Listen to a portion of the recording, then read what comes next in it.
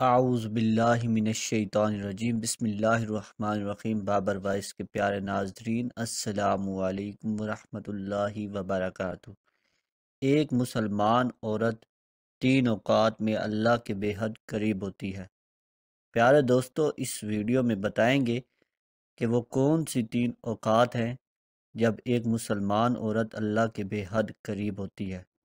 لیکن آئیں سب سے پہلے یہ جان لیتے ہیں کہ کس نیک بخت عورت پر تہمت لگانا کیسا ہے، یعنی کسی عورت کے بارے میں ایسی جھوٹی بات کہنا کہ جو اس عورت میں نہ پائی جاتی ہو، تو پھر اس کی سزا کیا ہے۔ ایک مرتبہ ایک شخص حضرت علی رضی اللہ تعالیٰ عنہ سے پوچھنے لگا کہ یا علی، بتائیں کہ وہ کون سا مرد ہے کہ جس کی تمام عمر کی عبادت اس کے منہ پر ماری جائے گی اور وہ بغیر حساب و کتاب کے دوزخ میں جائے گا۔ بس جیسے ہی یہ پوچھا گیا تو حضرت علی رضی اللہ تعالیٰ عنہ نے فرمایا کہ اے بندہ خدا، یاد رکھنا کہ میں نے اللہ کے رسول سے سنا ہے کہ جو مرد کسی عورت پر تہمت لگاتا ہے تو اللہ اس مرد کی ساری نیکیاں اس کے منہ پر دے مارتا ہے، اور اللہ کے فرشتے اس پر مسلسل لعنت بھیجا کرتے ہیں، اور یوں وہ دنیا میں رسوا ہو جاتا ہے اور آخرت میں کسی بھی نیکی کا صلہ نہیں پاتا۔ وہ شخص پوچھنے لگا کہ یا علی، کسی عورت پر تہمت لگانا اتنا بڑا گناہ کیسے؟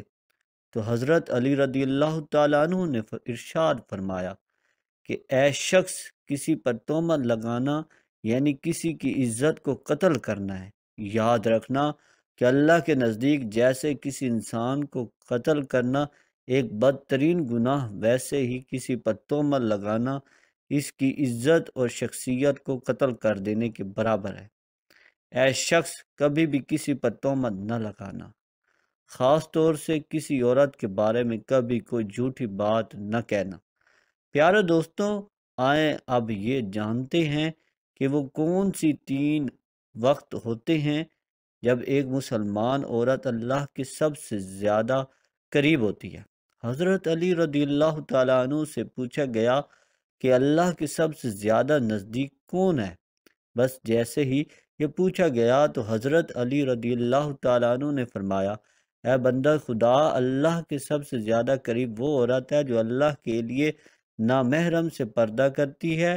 اے بندے، یاد رکھنا کہ اللہ سبحانہ وتعالی نے عورت کو رحمت کا مجسمہ بنایا ہے تاکہ وہ ہر گھر کو اللہ کی رحمت سے بھر دے۔ میں نے اللہ کے رسول سے سنا کہ اللہ نے ہر عورت کے لیے ایک فرشتہ مقرر کیا تاکہ وہ عورت کے دل کی آواز کو سنے اور فوراً اس کی دعا کو اللہ کے دربار میں پہنچا دے۔ لیکن افسوس تو یہ ہے کہ جب ایک عورت بے پردگی اختیار کر کے زندگی گزارتی ہے تو وہ فرشتے اور اللہ کی رحمت عورت سے دور ہوتی جاتی ہے، اور یوں عورت دکھ اور تکلیف کا شکار ہوتی جاتی ہے۔ اے بندہ خدا، یاد رکھنا، کبھی بھی کسی باپردہ عورت کا دل نہ دکھانا، کیونکہ نیک عورت کی بد دعا آسمانوں کو چیرتی ہوئی اللہ کی رضا بن کر کائنات میں نافذ ہو جاتی ہے۔ سبحان اللہ۔ پیارے دوستو، حضرت علی رضی اللہ تعالیٰ عنہ کے فرمان سے ثابت ہے کہ عورت جب باپردہ حالت میں ہوتی ہے تو وہ اللہ کے بے حد قریب ہوتی ہے۔ ناظرین کرام، ایک عورت کا اللہ کے قریب ہونے کا دوسرا وقت وہ ہوتا ہے جب وہ پردے کی حالت میں رہتے ہوئے اپنے گھر کے اندر نماز ادا کرتی۔ ایک مرتبہ ام حمید رضی اللہ تعالی عنہا رسول اللہ صلی اللہ علیہ وآلہ وسلم کے پاس آئیں۔ کہتی ہیں، یا رسول اللہ صلی اللہ علیہ وآلہ وسلم، میرا جی چاہتا ہے کہ میں آپ کے ساتھ نماز پڑھوں۔ سوچیں، اس سے بڑی کوئی تمنا یا اس سے بڑی کوئی خواہش ہو سکتی ہے؟ رسول اللہ صلی اللہ علیہ وآلہ وسلم کی امامت میں نماز پڑھنے کا موقع مل جائے، اس سے بڑا بھی کوئی خوش نصیب ہو سکتا ہے؟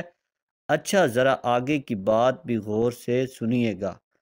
رسول اللہ صلی اللہ علیہ وآلہ وسلم نے فرمایا، میں جانتا ہوں کہ تم میرے ساتھ نماز پڑھنے کو پسند کرتی ہو، لیکن رسول اللہ صلی اللہ علیہ وآلہ وسلم نے فرمایا، جو تم اپنے دار میں یعنی اپنے گھر میں نماز پڑھو گی وہ کسی مسجد میں جا کر پڑھی جانے والی نماز سے بہتر ہے۔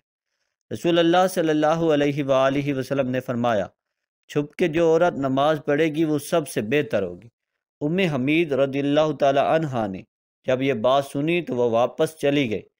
انہوں نے گھر کے کونے میں نماز کی جگہ مختص کی جہاں اندھیرا تھا، جہاں کسی کی نظر بھی نہیں پہنچتی تھی۔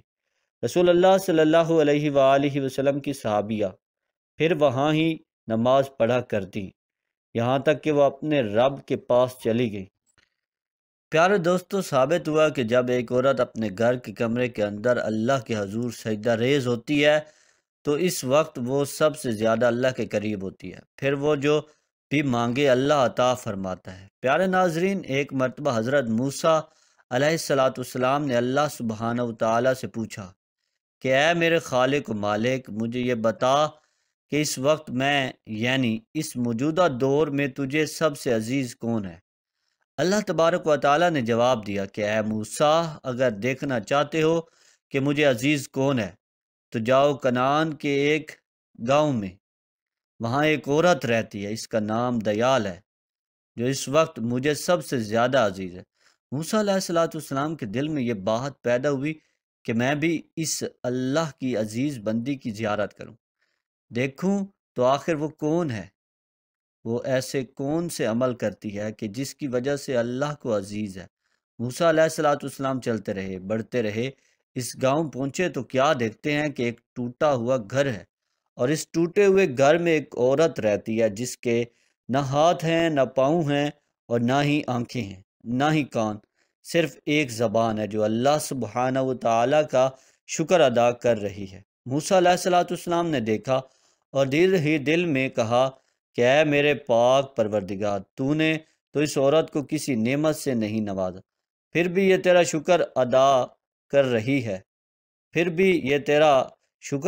رہی ہے، بس موسیٰ علیہ السلام کا یہ سوچنا تھا کہ وہ عورت کہنے لگی، اے موسیٰ، تو اللہ کا نبی ہوگا، لیکن میرے اللہ کے لیے یہ نہ کہو کہ اللہ نے مجھے کچھ نہیں دیا۔ اللہ نے مجھے جو کچھ دیا ہے میں تو اسی کا شکر ادا نہیں کر سکتی۔ تو حضرت موسیٰ علیہ السلام نے پوچھا کہ وہ کیسے؟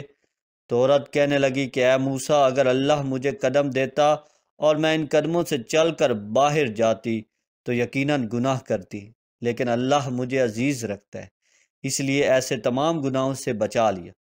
اگر مجھے ہاتھ دیتا تو شاید کہ میں اللہ کے مخلوق پر ظلم کرتی، تو اللہ نے مجھے ان گناہوں سے بھی بچا لیا۔ اگر آنکھیں دیتا تو شاید کہ میں نامحرموں کو دیکھتی، تو اللہ نے مجھے ان گناہوں سے بھی بچا لیا۔ اگر اللہ مجھے کان دیتا تو شاید میں گانا بجانا سنتی، غیبت سنتی، اس لیے اللہ سبحانہ و تعالی نے مجھے ان گناہوں سے بھی بچا لیا۔ صرف مجھے ایک زبان دی ہے تاکہ میں اس زبان سے اس کا شکر ادا کر سکوں، اور اللہ سبحانہ و تعالی نے میرے روح کی آنکھوں کو اتنا منور کر دیا ہے کہ میں نے کبھی تمہیں دیکھا ہی نہیں، پھر بھی میں تجھے پہچانتی ہوں۔ تو بتاؤ کہ میں اس کریم اور رحیم اللہ کا شکر کیوں نہ کروں؟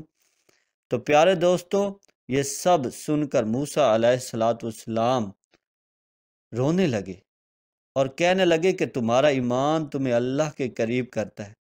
تو ثابت ہوا کہ اگر اللہ کسی عورت پر کوئی آزمائش ڈالتا ہے تو اسے چاہیے کہ اس آزمائش پر راضی ہو جائے اور ہمیشہ اللہ کا شکر بجا لائے، کیونکہ ایسی عورت جو آزمائشوں کے باوجود اللہ کی شکر گزار ہوتی، پھر یہی وہ وقت ہے جب وہ اللہ کے بے حد قریب ہو جاتی ہے۔ اللہ تبارک و تعالیٰ سے دعا ہے کہ نیکی کی بات کو سننے، سمجھنے اور اس پر عمل کرنے کی طاقت و توفیق مرحمت فرمائے، آمین۔ آپ سے گزارش ہے کہ ہمارے چینل بابر وائس کو ضرور سبسکرائب کریں تاکہ اس طرح کی ویڈیوز کا نوٹیفیکیشن آپ کو ساتھ ساتھ ملتا رہے، اور ویڈیو کو شیئر بھی ضرور کیجیے گا۔